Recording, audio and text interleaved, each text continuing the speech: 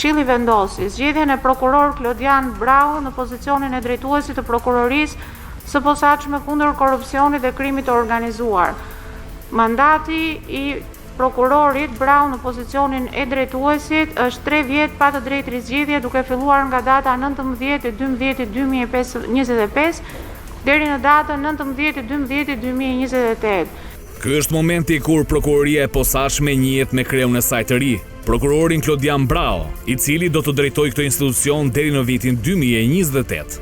Ndryshe nga paraardhësi i tij Altin Dumani, i cili brenda pak ditësh pritet të dorëzojë stafetën Braus, ky i fundit fitoi bindshëm me 7 vota pro. Ajo që u vore ishte një prani e madhe ndërkombëtarëve, të cilët ndoqën nga afër të gjithë procesin e zgjedhjes së kreut të ri të SPAK. Për shumë që e komentuan këtë çështje, zgjedhja e Braus nuk ishte surprizë.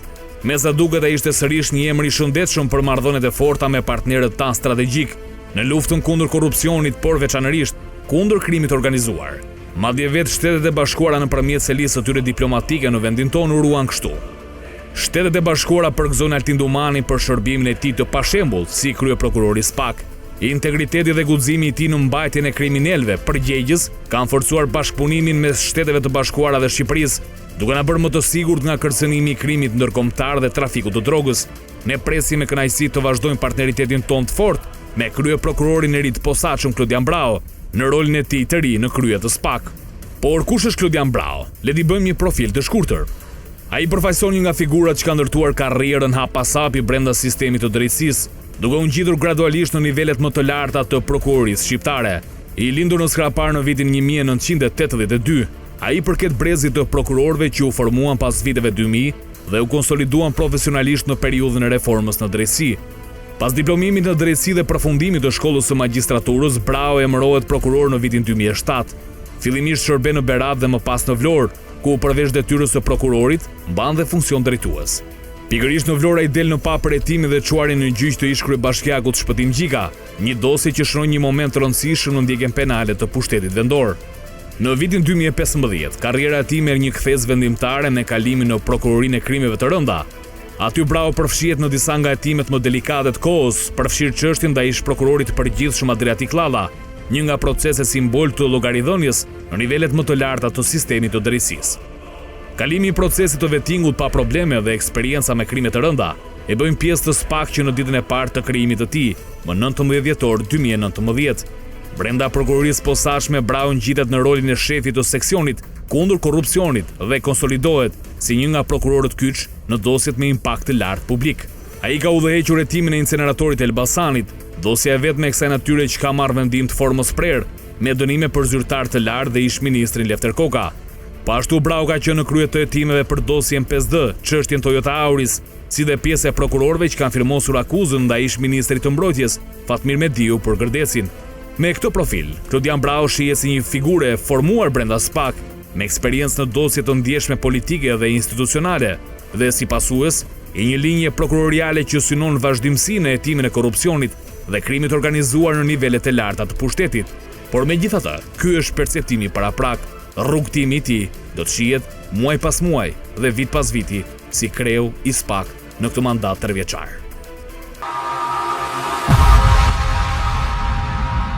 Mirë pra, ky është Klodian Brau, kreu i SPAK i cili pason Altin Dumani në këtë detyrë të misionit themi, sa i vështirë, aq edhe me një interes të lartë për vendin siç jemi ne, por çfarë ka ndodhur? Ndoshta shumë e kanë komentuar si një zgjedhje jo të rastishme. Të lutem regjia, do doja të kaloja me 3 foto të ndryshme, janë 3 postime të ndryshme të ambasadës amerikane, duke nisur që nga shtatori. Kjo është fotoja e parë. Shohim 309 zyra dhe Klodian Brau, prokuror. Këtu është Nancy Van Horn e ngarkuara me punë e diplomacisë amerikane. Këtu është një tjetër takim, zyra 309, Klodian Brau. Ecin dhe me një tjetër, dhe këtu është Mark Fleming, i cili erdhi pak javë më parë, sërish zyra 309. Në 3 postime të ndryshme ambasadë amerikane, duke sikur sinjalizoi, sepse është vetëm zyra e cila u publikua. Tashi, Edhe për koincidencë është dhe foto Ismail Qemalit aty. Edhe foto Ismail Qemalit. Gjithmonë ka dalë kanë përshtypjen të tjetër në foto të tjera. Po. Tani, zgjedhje me merit të plot, Karanja se kanë përshtypjen ju prokuror, diku jeni hasur dhe me Klodian Brau ka përshtypjen në rrugutimin tuaj. Është vërtet. Si e njihni? E meriton se meriton, ishte një zgjedhje e ndërkombëtarëve. Kujt i prish punë? I prish punë, le të themi, qeverisë në këto kushte që është, pse mund mi analizosh pak të gjitha këto? Duhet kemi parasysh diçka. Prokurori Klodian Brau është një prokuror i cili e ka filluar karrierën e tij duke u bazuar në ligjin për prokurorin. Dhe ligji për prokurorin, kriterin kryesor atëherë ka pas të marrë shkollën e magjistraturës. Pra ka marrë shkollën, ka marrë fakultetin, ka kaluar një konkurs shumë të vështirë dhe më pas ka filluar në punë në qytetin e Beratit. Nga Berati ka kaluar në Vlorë, Tiranë. Pra kemi një ngritje graduale në karrierë. Pra nuk kemi njerëz që ngrihen në karrierë, A keni pas kolegë në prokurorin e Tiranës, ë? Apo jo, nuk ka qenë? Në prokurinë e krimeve të rënda. Ka qenë në krimet të rënda, kaloi të krimet të rënda, okej. Ka kaluar. Ka qenë prokuror që ka kaluar presionet ndryshme, po të kemi parasysh, janë bërë presionet ndryshme, mediatikë është nuk ka lëshu i dhav goje. Se të kemi parasysh ke edhe prokurorë tjerë që janë qarë, kuptimi që ankohem, kam frikë nga media, kam frikë nga portali, këtë nuk e kom gjunë një që të ketë frikë nga një portal. Shef punë e ti, pra kjo është diçka pozitive. Do më thënë që presioni është presion, tek disa njerëz është ndryshe. Edhe prem që kur ka qenë punë, ka pas presion e gjithë që kemi post, sepse puna që ketë bësh me njerëz do kesh dhe kundër përgjigje. Pra, edhe është ligji fizikës, kur godet do kesh dhe kundër përgjigje. Tani, këtu kishim një konkurim.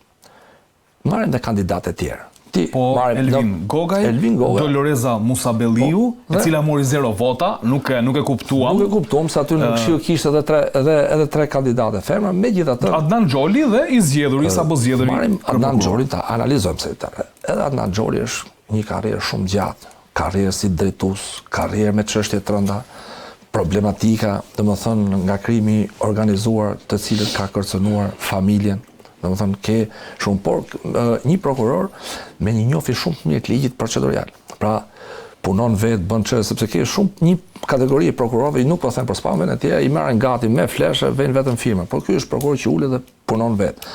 Dolores Musabelliu, marrin dhe Dolorezi është një prokurore e cila ka vite, ka filluar që nga krimet e rënda që kanë qenë dhe ka pothuajse të gjithë karrierën e vet e ka te krimet e rënda. Pra e njeh mirë procedurën, njeh mirë komunikimin, njeh mirë marrëdhëniet procedurale, se shumë e rëndësishme marrëdhënia procedurale. Dhe po të veshre, të gjithë konkurrentët thonin puna në grup, sepse në SPAK në një farë kohë, në kohën e Dumanit ka pasur përplasje që për mua nuk është mirë që përplasjet të bëhen publike midis oficerëve të policisë dhe prokurorit.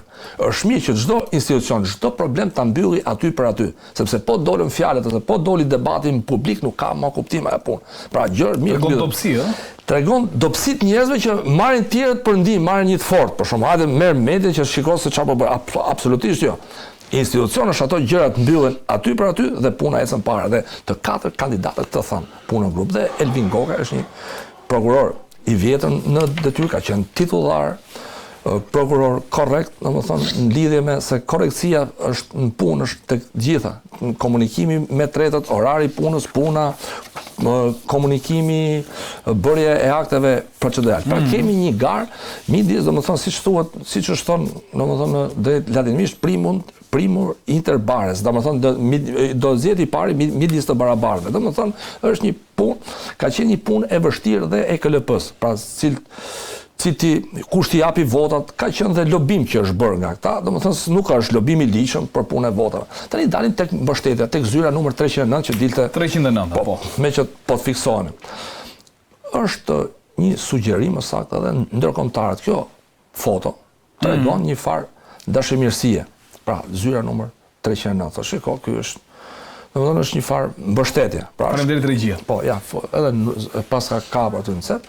Keli i bën korrekord shqyrë. Jo, Keli është fiks. Faleminderit. Madje edhe numrin që i kërkohen na dha. Pra kemi një mbështetje. Tani, edhe janë përfaqësuesët amerikanë. Çfarë duhet ndalojmë te amerikanë një diçka? Janë të vetmit sot që po thonë të vërtetën. Mos harron deklaratën e Keith Self në Kongres. Apo kongresmeni amerikan, i cili pranon edhe problemet që ka Shqipëria. Shqipëria sot ka problem me korrupsionin, ka problem me krimin organizuar dhe drogën, por ka dhe i problem tjetër, që është shkatruar sistemi i drejtësisë. Nga 16.000 çështje, sot kanë arrit 200.000, dhe këtë po e thonë vetëm amerikanët. Askush tjetër nuk po thotë. Dhe në raportet e Evropës, jo se kam gjë kundër, po duhet thuhet e vërteta, që sistemi gjyqësor është shkatruar. Është bllokuar. Është bllokuar, është shkatruar se myll vjen një moment ka për çfarë. Madje bëj një interpretim që për të marrë drejtësinë në Shqipëri duhen nga 15 deri 20 vjet. E thoshin amerikanët hapur. Po pse nuk e thon evropianët këtë? Janë pak Dhe burokratik. prandaj duke qenë miq tan të përhershëm dhe këta mendoj që këtë herë kanë bërë dhe sugjerim dhe veta dhe Klodian Brau do vazhdoj në rrugën e zotit Altin Dumani. Pra, tashi do jetë më mirë apo më pak apo shumë, po them që institucioni Spagut shoh diçka pozitive, një dritë pozitive, pavarësisht se ishte një konkurim, të 4 kandidatët janë aty. Të 4 kandidatët sot kanë çështje shumë të rënda, duke filluar nga Adnan Xholi, qofte Dolorezi, qofte Elvin Goga, qofte dhe vetë Klod Brau, pra duhet mbledhin forcat, të bashkohen dhe të çojnë përpara Spagut. Okej, faleminderit Karraxha dhe për profilet që bëre për të gjithë kandidatët dhe për Klodian Brau. Prençi, një emër i cili ishte paracaktuar në krye të SPAK, si lexoni, dhe e dyta, kush do jetë mandati më i fortë në këtë rrugëtim? Le të themi 9 vjeçar. Ndoshta i Krajës është një rrugtim i fillestar, po mbetet një gar midis Dumanit edhe Klodian Braus. Kë shikon më të rrezikshëm për pushtetin për zyrtarët nga këta dy? Tani, rrugtimi im në fushën e policisë, si drejtues i policisë në disa qarqe, më ka bërë që unë t'i njoh personalisht të 4 kandidaturat. Koqidon që rrugtimi hapat e para të Klodian Brau si prokuror në Berat i ka bërë kur unë isha drejtor policie. Okej. Pra është dashur të bashkëpunoni për e njëjta gjë dhe me Dolores. Okej. Unë jo pa qëllim kam thënë që të 4 kandidatët janë kush më pak e kush më shumë pikpamje të karrierës, pra të CV-s mund të ketë plus minus. Por të 4 e justifikojnë dhe meritojnë që të jenë kandidat për të ulur në atë karrike. Çështja e leadershipit pasi ulesh në karrike është çështje personaliteti. Është çështje guximi, kurajo, se profesionalizmin e zotrojnë të gjithë. Këto nuk mund të thush që ju ikën ndonjë gjë që nga që se din, ose nga që nuk kanë eksperiencë, ose nga që nuk janë të përgatitur, ose nuk janë të trajnuar, qoftë edhe nga amerikanët që prej 7 vitesh, prej 6 vitesh që janë prokurorë të SPAK-ut. Karriera e Klodian Braus, por edhe të gjithë kandidatëve, ka qenë karriera ritmike. Nuk e kanë bërë se kanë pas babajnë sekretar të parë, as se kanë pas babajnë apo kushërinë ministër. Po ti shikojsh me vëmendje, të gjithë vinë nga familje të thjeshta, të 4, pa preshtim. I vetëm në sektor ku ndodh kështu. Jo, këtë e kam sinqerisht. Këtë po të them pra, i vetëm në sektor ku ndodh që nuk vinë nga trashëgimia familjare. Po, këta vinë janë njerëz të ulur me kokë në libra dhe e kanë bërë karrierën si rezultat i profesionalizmit dhe zotësisë personale. Në kuptimin e kanë dashuruar profesionin dhe janë ngulitur për ta ecur në karrierë. I tillë është dhe Klodiani. Klodiani duke patur detyrën e shefit të seksionit të luftës kundër korrupsionit niveleve të larta në SPAK, ka patur të bëjë drejt për drejtur me çështjet që ka të bëjnë me zyrtar të lartë të shtetit. Po e keni parë ju, të tre kandidat që ishin për grevën e SPAK-ut kishin gjurmë tek dosja e hetimit Buka. Ndaj Erben Ahmetajt? Ndaj Erben Ahmetajt. Jo pa qëllim, thash. Pra çka do thotë që këto nuk ju mungon eksperienca, nuk ju mungon profesionalizmi, tashti ka të bëj 5 me pak e 5 me shumë kush ka trimërinë dhe guximin për të ecur. Këtë e kanë siguruar, sepse kanë dhënë Shtetet e Bashkuara të Amerikës, e tha me të drejtë zoti Karraxha. Sepse Shtetet e Bashkuara të Amerikës vërtet e duan Shqipërinë. Se mbështesin edhe kur nuk ka ambasador. S'kemi ambasador. Kemi të ngarkuar me punë. Po s'kemi ambasador. S'kemi ambasador. Zyrtar s'kemi. Pa, nuk kemi më një ambasadore që shkonte dhe bënte rolin e zëdhënësës së partisë në pushtet, duke bërë propagandë në përveprat e investimit. të atyre investimeve që sot është lezu korrupsioni. Mos harrojmë. Sot rezulton që Tigri 1 dhe Tigri 2 që na e ka trubetuar me të madhe ish ambasadorja. Pra Shtetet e Bashkuara të Amerikës janë shumë të vëmendshëm, edhe ndaj njerëzve të tyre. I kanë mësuar këto gjëra. Pra në këto kushte, ju më thatë që Klodian Brau ka drejtuar sektorin kundër korrupsionit. Mirë po kur bëri urimin ambasada amerikane, korrupsioni nuk e përmendi fare, Prençi. Përmendi vetëm falenderojmë Altin Dumanin për mbajtjen e përgjegjës të kriminalëve, të cilët edhe partneritetin për të vazhduar partneritetin me Brau në luftën kundër si në rri kjo.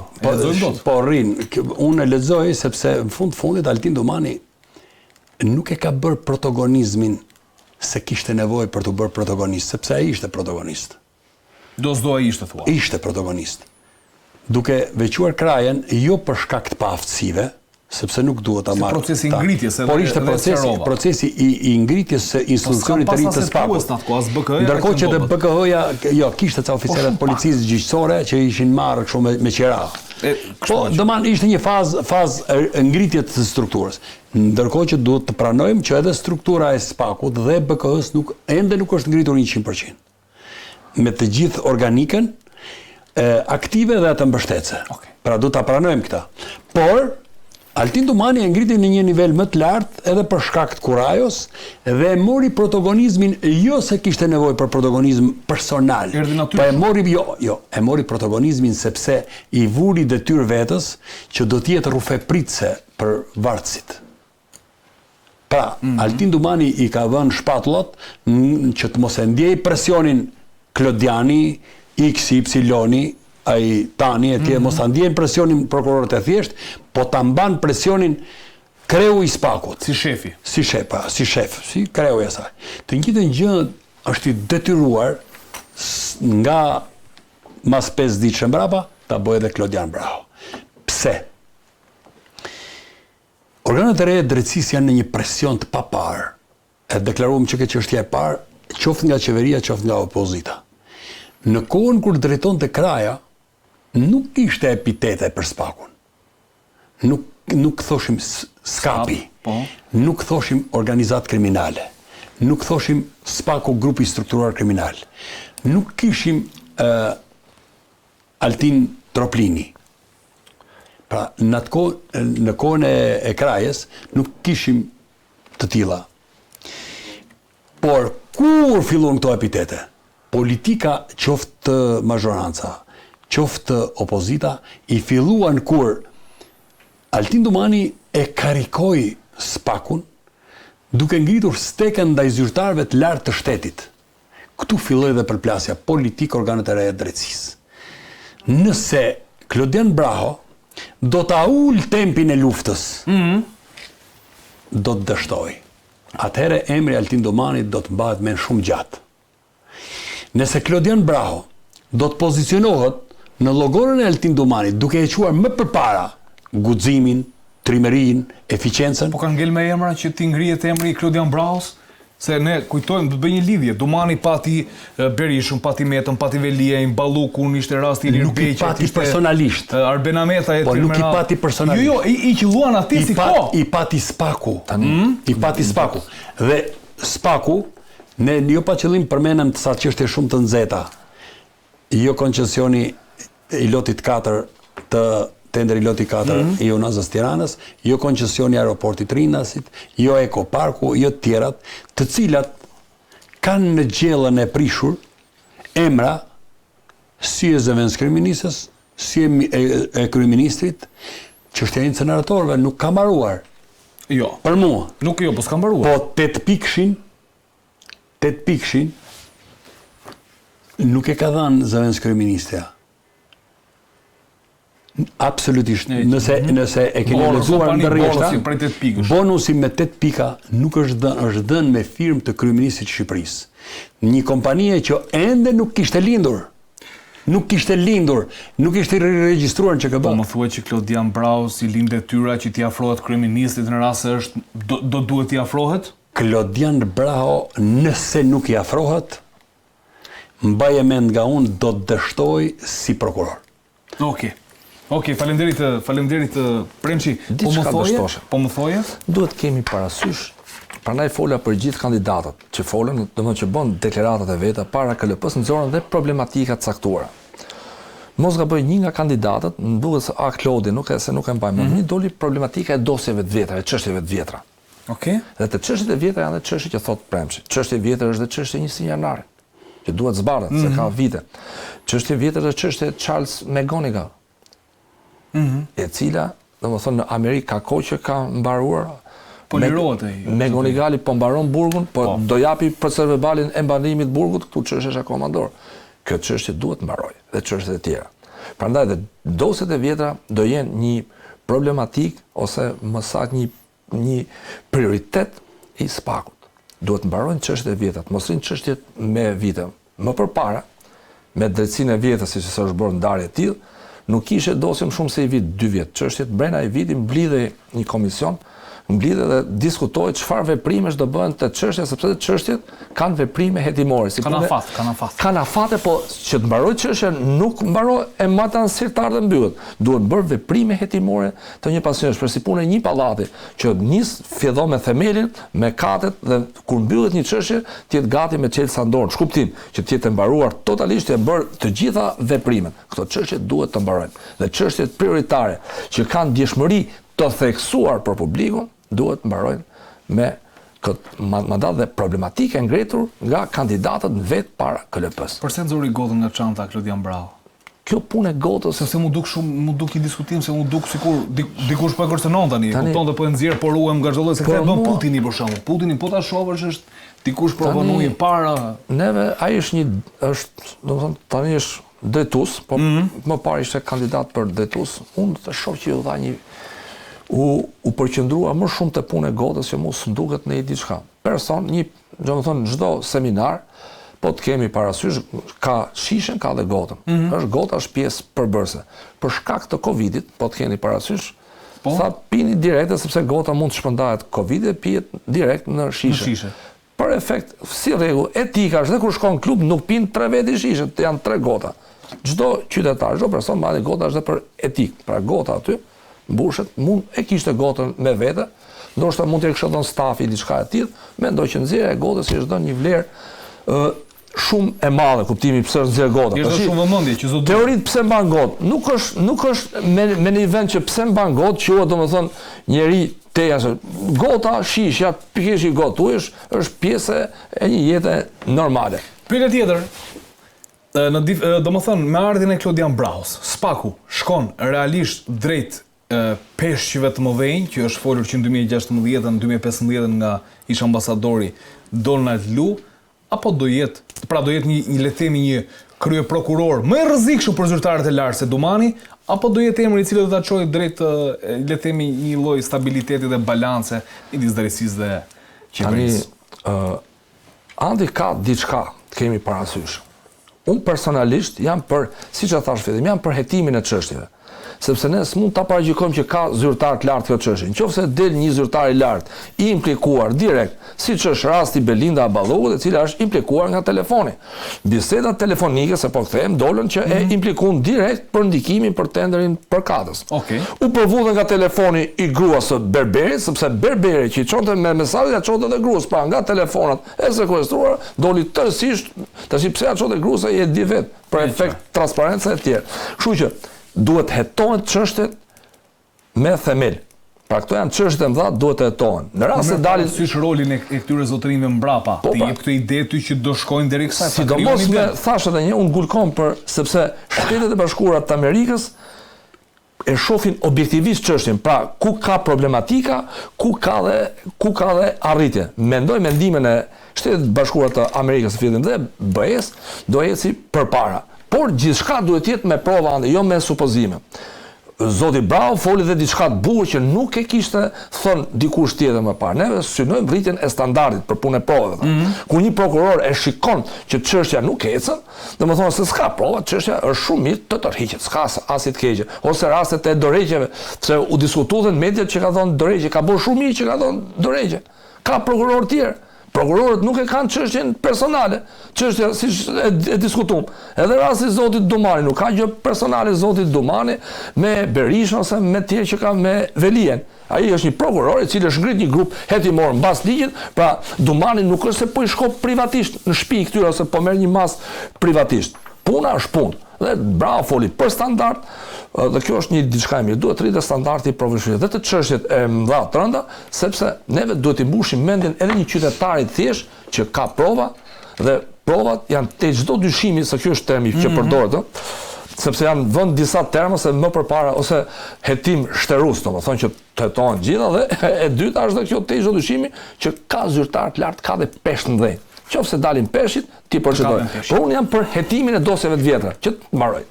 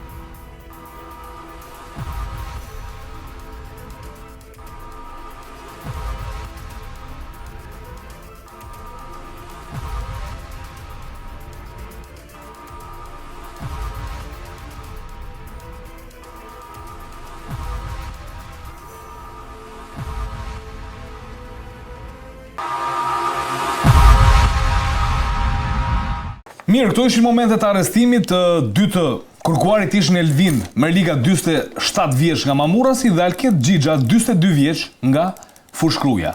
Tani, çfarë janë këta personazh? Prençi, çfarë përfaqësonin këta në botën e krimit? Edhe moment të arrestimit kemi që na shoqërojnë gjatë bisedës. Shiko, edhe në bisedë të lirë, unë të thash që këto mbetjet e organizatave kriminale, kur ekzekutohet koka e një grupit strukturar kriminal, ose kur zhduket, si në rastin e Vis Martinit, me ngjasojnë si ato ballistët kur prishi qeta, ose ato strukturat partizane dhe ngelshin këto. Këto e njerëz të rekrutuar. Vrasit me pagesë asnjëherë nuk janë njerëz të organizuar. I organizon ai që i vjen në funksion, në detyra konkrete. Bëhet fjalë për dy persona të cilët kryenin detyra për llogari të një grupi të caktuar kriminal apo të disa grupeve kriminale. Dhe normalisht unë kam dieni që policia e shtetit e ka ditur për këto persona shumë më parë. Ti s'ka arrestuar?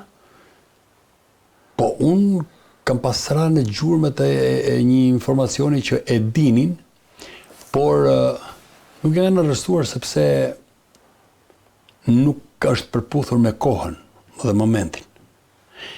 Pastaj ka dhe një problem tjetër. Strukturat e policisë shtetit janë deklaruar të implikuar me grupe kriminale. Çdo më thënë koha, se këta dy njerëz janë kapur me armë. Të lutem. Këta kanë qenë persona të rrezikshëm për shoqërinë. Po, këto nuk kanë qenë në Han. Këto kanë qenë në fushë kuqe. Fushë kuqe. Po dhe në fushë kuqe kanë jetuar gjithmonë. Dhe qoftë policia e shtetit, qoftë Spaku, qoftë prokuroria e jurisdiksionit të përgjithshëm, kanë forma të ndryshme hetimi, gjurmimi, përgjimi dhe e kanë ditur se ku janë. Pse s'kanë vepruar e din ata? Zakon tani është bërë që kur një grup dopsohet, humb kreun, përqendrohet policia e tjerë, sepse ne kemi persona shumë më të rrezikshëm këtu në Shqipëri, që bëjnë atentat mes të ditës, që bëjnë atentatin në vendin më të konsideruar nga policia e shtetit më të sigurt, ndërkohë na del që aeroporti i Rinasit është vendi më i sigurt për të organizuar atentate, atje ku veprojnë 6 deri në 7 lloj policish. Unë kam drejt si qytetar të them, pse nuk shkatërrohet ky grupi? Po shkatërrohet ky grupi. Dhe ndaj dhe të thash që aty i kanë patur. Tani rëndom në momentet caktuar ose i ruajnë për të realizuar tregus në mbyllje të vitit, sepse nuk besoj që policia e shtetit dhe prokuroria kanë të dhëna se këto dy persona kanë rrugtuar jashtë shtetit ose kanë qenë jashtë shtetit. Të qenurit në fushë kuqe, që ka një nivel të lartë qarkullimit, popullsisë, të aktivitetit, turizmit. Është e pamundur të fshihesh, po thonë. Është e pamundur të fshihesh. E pamundur të mos të gjendet lokacioni ku ti bisedon me telefon, ku ti të vinë korrier, ku të vinë kështu gjëra. Gjithsesi ki quhet një tregues shumë i mirë, sepse ne nuk mund të rrim pa i goditur grupet kriminale në themel, se duhen goditur edhe krerët, duhen goditur edhe antarë, duhen goditur edhe persona që veprojnë si vrasës me pagesë, por jo të veprohet në këtë formë. Gjithsesi unë thash, unë e konsideroj një tregues shumë të mirë, sepse në fund të fundit janë siguruar prova se këta kanë kryer veprime aktive për të marrë përsipër dhe për të vepruar në raport me ekzekutimin e një personi shumë të rëndësishëm. Me qartë. Të botës së krimit. Por, tani, sa i rrezikshëm dhe sa aktiv është Dokli në Shqipëri, dhe sa i rrezikshëm dhe sa aktiv është sot Vis Martini, këtë peshore e bën organi prokurorisë dhe policia. Ndaj edhe unë do të them që policia dhe prokuroria më shumë do t'japin detaje dhe më shumë do të fokusohen tek deklarata e kryeministrit. Ose gjeni të gjallë dhe silleni në burg për Vis Martinin. Ose thoni që ka vdekur, po jo kush e ka vdekur. Pra do të thotë që Vis Martini ka një prapavi shtetërore në ekzekutimin e tij. Unë këtë e kam thënë në çdo studio. Qefe kam pas që t'ishte gjallë, që të dilte një ditë të bukur, edhe të vazbarthë të gjithave, sepse Vis Martini është akuzuar për te aktivitetit kriminal, është akuzuar edhe se ka bler administratën shtetërore, duke filluar nga krerët e policisë, krerët e tatimeve, të lojrave të fatit edhe gjithçka. Këtë s'na e ka thënë shteti. Pra shteti deri më sot nuk na ka thënë. Jam dakord që duhen arrestuar, duhen ndjekur për ndjekur çdo qelizë organizatës kriminale nëse kanë qenë antarë të organizatës së Vis Martinit. Por nuk na ka thënë se 100 ditë na thanë kryeministri atëherë për Vis Martinin. Taulant Balla, ministri i Brendshëm, na tha që shumë shpejt do të va deklarojmë se kush si tek ne e dim se qish, po akoma s'është thënë kush e mori peng Vis Martinin, kush e ekzekutoi ose kush është duku, ose kush e fsheu, është gjallë po është fshehur. Këtë nuk e kemi mësuar. Ndërkohë që sot me të drejtë njoftojnë që 2 persona të grupit të Vis Martinit u kapën. Shumë mirë. Kush e kapi Vis Martinin? Këtë du të gjenë populli shqiptar. Du ta dëgjojë populli shqiptar. Unë këtu nuk jam për të bërë avokatin mbrojtës as të Vis Martinit, as të personave që kanë vepruar në përbërjet e grupit strukturuar të Vis Martinit. Po, për llogarit të tij. As të kundërshtarëve të tij.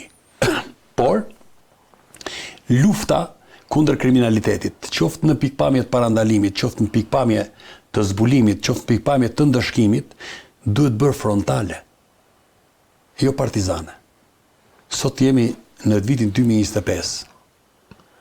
Nuk ka ma luftë partizane. Luftë partizane bëjnë grupet kriminale. Ndalin zanë pritë dhe vrasin njerëz. Policia e shtetit duhet jetë në front, qoftë kundër atij grupit, qoftë kundër atij grupit tjetër. Dhe të mos bëhet pjesë si te plumbi art që pjesë të strukturave të drejtuesve të strukturave policisë bashkëpunonin me një grup kriminal për të goditur grupin tjetër kriminal. Kjo është një olla më zezë që mund t'i vihet prokurorisë dhe policisë. Pasi ne tek plumbi art kishim të implikuar drejtues policie shumë të lartë dhe drejtues prokurorie. Dhe kjo se metamorfoza. Kur po te metamorfoza dhe plumbi, aty kemi gjitha. Pra në këtë kuptim, një kontekst. Okej, në këtë kuptim them që bravo ju qoftë, suksese për arrestimin, por a kemi të tjera? Kjo është shumë e rëndësishme edhe që thatë që lufta do duhet vazhdoj. Karanja, tani, çfarë përfaqësojnë këta individ dhe janë individit të cilët i qëndrojnë, le të themi, pranë grupeve kriminale, sepse këta duhet të jenë shpallur në kërkim, kanë mbështypjen rreth 3 vite më parë, janë nxjerrë emrat e tyre nga Nureddin Dumani, janë bërë hetimet dhe janë shpallur në kërkim. Për këtë rast, për le të themi për organet e drejtësisë është e provuar që këta janë të implikuar për sigurim kushtesh për vrasjen e Endrit Dukës, por gjatë gjithë kësaj kohe, a mund të kenë shërbyer këta grupeve të tjera? Tani, për momentin ne nuk kemi ndonjë dhënë. Këta janë dërguar për gjykim dhe nga informacionet që kemi që kanë dalë në media, çështja ka kaluar për gjykim, janë dhe 11 persona tjerë që ka kaluar për gjykim dhe bëhet fjalë për një episod për sigurimin e kushteve për të realizuar vrasje dhe ndaj shtetasit Endrit Dokle. Janë 11, një grupi 11 personave dhe janë 2 të dyshuar. Tani çështja është në fazën e gjyqit. Pra ka kaluar çështja për gjykim është në gjyq në fazën e themelit. Mendoj që në rastin e zbatimit të vendimit gjykatës të GKK-s janë konstatuar edhe disa vepra tjera penale dhe është mbajtja pa leje armëve luftarake dhe municionit. Duhet parë për një send tjetër të palishëm sepse ishin shumë. Po këtu nuk kanë gjetë pistoleta, kanë gjetë 2 armë gjahu, radio policie, municion. Po normalisht vëlla se nëse do merrni si përmarrje për të vrarë një person të rrezikshëm, ato s'do e boshin pa pistoleta pa armë. Ata po e pa radio. Dhe domethënë janë prokurori e din këto veprat e vogla i thitha jo e madhja. Tani këto. Gjatë zbatimit do shtohen këto akuzat e reja ose nëse çështja ka ikë për gjyq nuk më shtohet më në gjykim, do jetë një procedim tjetër penal që i përket për shembull ke armët e ftohta, ke armët e zjarrit, ke armët e gjuetisë, të cilat janë vepra. Po, dhe përdorimi radhëve të policisë është vepër. Nuk kemi ndonjë informacion gjatë kësaj periudhe se çka ka bërë, por bëhet fjalë kemi një akuzë konkrete nga ana e Spakut dhe kemi të ngritur mbi bazën e thënieve të penduarit të drejtësisë që dihet është Nureddin Dumani për një shumë parash të kaluar, të pretenduar nga Nureddini, po çështja është në fazën e shqyrtimit gjyqësor. Pra do jetë gjykata që do të shmojë në tërësi provat dhe kjo është çështje fakti, kjo e armbajtjes. Mendoj duke qenë se çështja ka kaluar për gjykim, këto do jenë akuza të reja në mënyrë të pavarur që do shihim sepse nuk mund të është fazë tjetër, do vinë. Kjo çështje ka nevojë për hetime, për aktin balistik e dhe shëmsiu, domethënë ka disa veprime për pjesëmarrjen e personave të tjerë. Persona që kanë dhënë, pra do verifikohet që nuk ka vepër tjetër penale dhe për këtë episod do procedohet. Të presim gjykimin. Karanja, ju jeni prokuror. Jo ka një problem, fakti që ato janë kapur me armë pa leje, me posedim armësh, normalisht është një argument për t'i mbajtur në paraburgim. Sepse vetëm për deklarimet që ka dhënë Nureddin Dumani, pa u provuar dhe pa u kryqëzuar me të dhënat të tjera, me prova të tjera shkencore, nuk mund t'i mbajsh në burg. Po, nuk provohet fajësia. S'provohet fajësia vetëm pse thot Nureddin Dumani. Jo, se kanë dalë, domethënë kanë ngritur akuzë, janë shpallur në kërkim nga Spakta. Jo, më kupto pra ku e kam fjalë. Themelit po thot, kur te themelit dakord. Do provohet te çdo dyshimi të e tham dhe më përpara. Duhet ta lidhim provat. Duhet të lidhim provat. Tani ta bëjmë një pyetje tjetër. Duhet rrit standardi, po ne nuk rritëm standardi kemi probleme tjera. Pyetja e fundit Karanja, për të kuptuar se ka mbështypjen këta janë personazhe që nuk din të bëjnë punë tjetër. Këta kanë ndetur të fshehur, kanë qenë kërkim nga policia. Thon sa të rrezikshëm janë këta, a mund të kenë qenë aktiv? E marrin rasti, domethënë, duke analizuar rrethanat, le të themi, të vendodhjes së tyre, rrethanat sociale të tyre, përfshirjen e mëparshme në grupet kriminale, i të bëjnë këta individ të rrezikshëm që gjithë kësaj kohe këta mund të kenë shërbyer dhe për të tjera dhe siç e thatë ju, do të bërë ekspertiza balistike nëse këto armë janë përdorur. Po. Tani mund të thosha një diçka. Informacioni policor se duhet ta ndajmë. Po. Policia kriminale ka, bazë ligjit për policinë kriminale, domethënë ka informacione për disa lloj kontingjente që rrezikojnë të bëjnë vepra penale, pra kanë risk. Kurse për sa i përket anës juridiko-penale, Ne njohim vetëm dëshminë e penalitetit ose vërtetimin e gjendjes gjyqësore. Janë të dënuar më parë apo jo? Dhe në rastin konkret që është ngritur një akuzë për shembull për grup i strukturuar kriminal, sepse dhe veprat që ka marrë spakur për nenin 80, sigurimi i kushteve për vrasje shkuadrët grupit strukturuar kriminal që është ditur ajo çështë, sepse ajo vepër neni 80 i kodit penal që të po e sqarojmë. Se pse duhet jemi me numra nene, se po të them se nenet janë të sakta dhe nuk ka bërë numri. Jo, kështu jo ashtu, neni është i saktë, dhe neni 80 i kodit, sigurimi i kushteve për vrasje nuk është nen që është në kompetencë të krimeve të rënda, ose të spakut. Dhe duke qenë në kuadër grupi strukturuar kriminal, ka kalu dhe kjo në rast se dënohen, teorikisht i bie nëse kur del dëshmia e penalitetit ose vërtetimi i gjendjes gjyqësore, del që është dhe atë ky është i dënuar më parë për këtë vepër, kurse të dhënat operative që ka policia e shtetit duhet t'i ndajmë.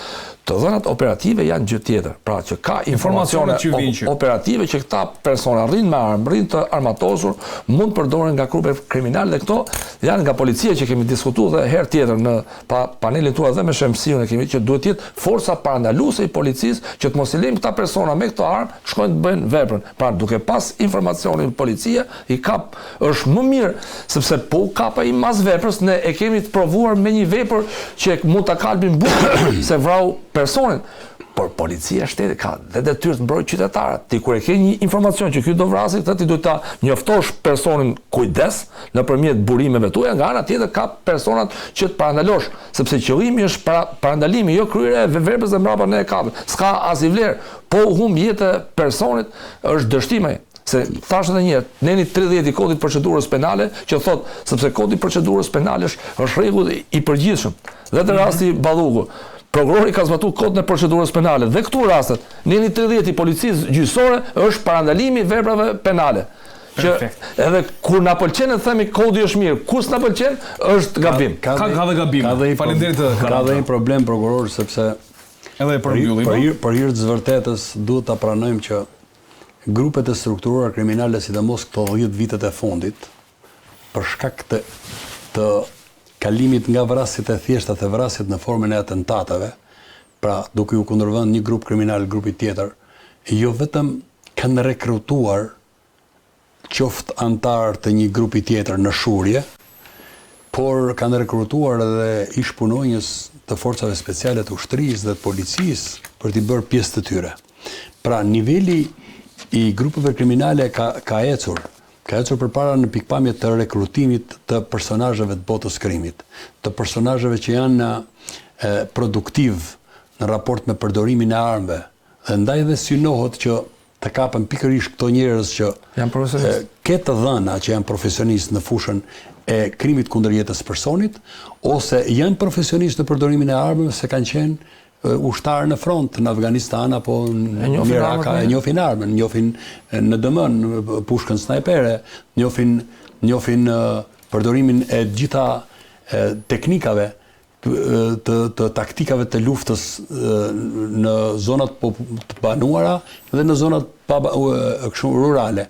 Pra në këtë pikpamje, këto persona janë me rrezikshmëri dhe ndaj dhe thash përpara që në fakti që policia ka pas dijenin se ku ndodhen, ku strehohen, pse si ka goditur dje, sepse mund t'ishte ajo që thatë ju që bëri pyetja Andi që a mundet që këto të jenë rrezik për po janë rrezik sepse këto njerëz kur ju ka humbur komandanti, normalisht do ushqehen. Nuk për të ushqyer, mund dalin të grabisin, po mund dalin të vrasin, po mund dalin të vënë gjoba, sepse do han bukë. Pra, sepse nuk kanë ma burimin financues të shefit të grupit kriminal. Në këtë pikpamje, ndaj dhe unë kam ngula që policia e shtetit edhe u fol para ca muajsh, po nuk po del gjanë dritë krimin e një strukture të posaçme në raport me gjurmimin dhe goditjen e këtyre personave para se ta bëjnë krimin, para se të rekrutohen, para se të hidhen në aksion për të bërë detyrat e këtij apo atij grupi kriminal. Kjo do të ishte vërtet lavdia e policisë shtetit, por e pse jo edhe organit të prokurorisë, sepse edhe prokuroria nuk ka detyrë vetëm procedimin. Me metodat proaktive të hetimit, në zbarth, në ndjekje si për të një ngjarje kriminale, zbulon edhe përgatitjen për të ndodhur një ngjarje kriminale tjetër, sepse kapen nga bisedat, kapen nga transkriptet kape nga këto. Edhe në këtë këndvështrim them që është keqardhje që Dumani uroj që të mos a ketë këtë situatë bravo, ka dëshmuar disa herë që ne nuk i besojmë dot policisë shtetit.